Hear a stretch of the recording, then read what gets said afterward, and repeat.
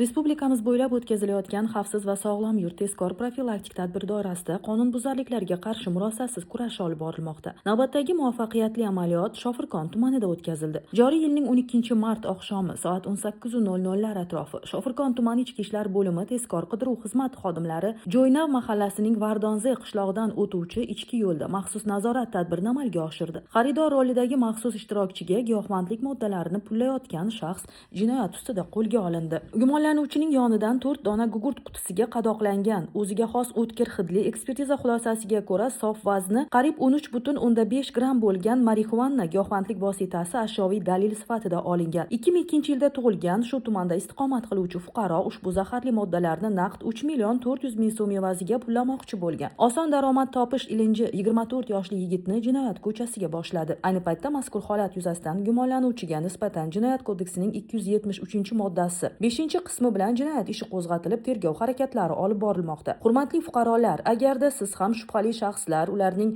nojo'ya xatti-harakatlari yoki shubhali faoliyat haqida ma'lumotga ega bo'lsangiz, Stop Narkobot Telegram botiga yoxud ekranda ko'rsatilgan Call markaz ishonch telefon raqamlariga xabar berishingizni so'rab qolamiz.